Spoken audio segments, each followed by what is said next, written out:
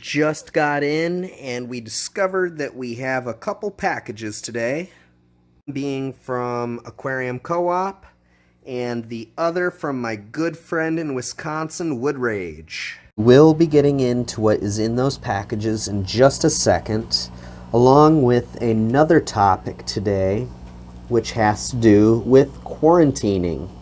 So give yourself a chance to subscribe to the channel, and we'll get right into it. So the two packages that came in, the one from Aquarium Co-op and the other from my good buddy Wood Rage in Wisconsin, have everything to do with quarantining. I'm also going to be talking about guppies and quarantining. If we look down into this bucket here, this is what came from my buddy Wood Rage in Wisconsin. This is an Acrocell Odia. This is the same one that we sell in the eBay store. And I have it in this 5-gallon bucket. I keep the Acrocell Odia straight from the package into this bucket to rinse it off and to get any dirt that it might have on it off of there. Wood Rage is a very reliable source, and he's supplied me with all of the Acrocell Odia that you see on my eBay store. However, before I sell it to you guys, I need to keep it in quarantine, and I can't just sell it to you right off the get-go. What we do at the Lazy River is we have a tank ready for the Odia, in this case being tank number 8 on the racking system. So what I do is I go through and I pick out which stems look nice, and then I bunch them all together, and we usually do 10 stems to an order. We'll wrap it in a rubber band and a little piece of cloth with a weighted rock, and we'll stick it down into this nutrient-rich substrate. The substrate is consisting of organic potting soil with a sand cap. I do some dosing, and I leave them in here for about a week. It is important to not just send these off to somebody right after receiving them, because we need to ensure quality, and we need to make sure that we're sending off a good product. I mean, would you really want to receive something that was less than perfect? I know I wouldn't. So that's the reasoning behind this. And it's also important to make sure that there aren't any other parasites or anything like that that need to be watched out for, because, you know, things can be withheld in the stems and the leaves, so that's what this observation period is for.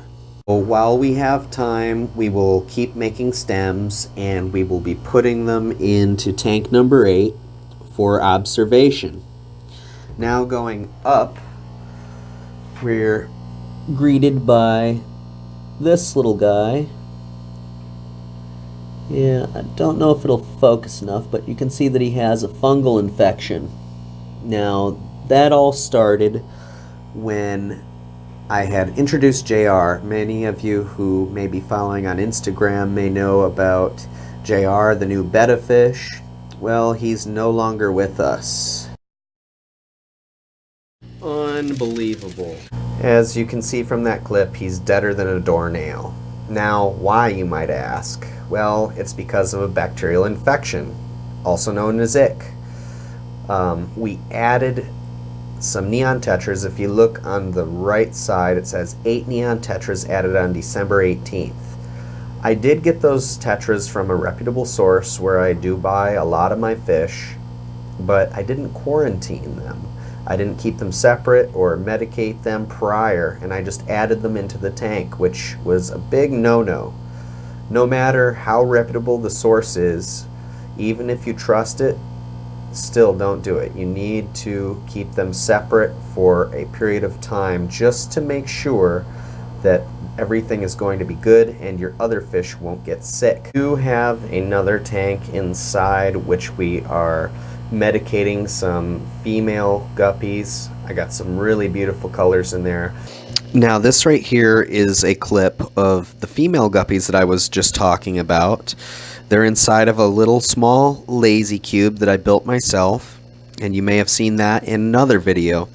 Now I'm keeping them in here because they're pregnant, and I didn't want to lose the fry because These females were in some tanks with some really beautiful males that you had seen earlier in the video.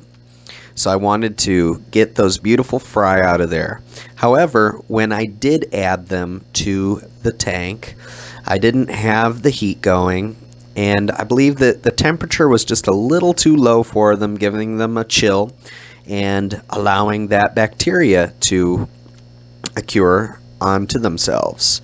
Now, I've also dosed Ruby Reef Hickock in this tank. I did a 1/4 ounce of Ruby Reef with a teaspoon of aquarium salt, and I'm doing water changes every 3 days. Now you'll see me pointing in the clip to the temperature. I've bumped it up to 80 degrees. When I checked it before this, before adding the medications, it looked like the tank was at about 68 to 70 degrees. It might have even been a little bit cooler. I don't really remember. But this is a sure way of eliminating the ick as long as we're diligent and we are able to do the water change and just make sure everything goes well. I don't see why these guys won't bounce back. I'm not embarrassed to say, I mean, I'll own up to what I did, but I just know now the importance of it. And I should have known this before, but like I said, the quarantining with the fish and the quarantining with the plants are just as important.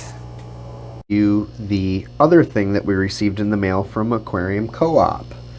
If we go back up here into the tank that we were just talking about, you'll see that we had received some water sprite as well as some banana root plants.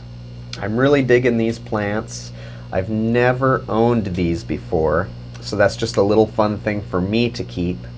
We do have some water sprite, which also looks similar to water wisteria, but they are two different plants. The other thing that we got in the mail from them was a bottle, actually 2 bottles, of Aquarium Co-op Easy Green, the all-in-one fertilizer. I don't know about this stuff. I haven't tried it yet. I'm not too crazy about the size. I've been ordering from Dustin for quite some time and getting his growth juice, but I'm not going to knock this. I'm just going to take it at face value, and I'm going to try it out and just see how it goes. The other cool thing that we got from Aquarium Co-op was a Murphy decal sticker. And for those of you who don't know who Murphy is, he's the store's mascot. He's a giant puffer fish. And I seen this on the website and I was like, dude, I just gotta have that sticker. That sticker's so cool. So I don't really know what I'm gonna do with it. I might stick it on a tank or something like that, maybe my car. I was even thinking on Steve's tank or the turtle tank inside, but who knows? We'll see what happens. Other than that, that was pretty much a quick little update on what's going on, what we're working on, what we're learning, and what you guys should put into practice too. We need to practice what we preach, and all will be good. The next time that we make an episode, we are going to be doing a turtle video again. It's going to be about vitamin A deficiencies, and that'll probably be done in another slideshow type style. We hope that you guys enjoyed that last one.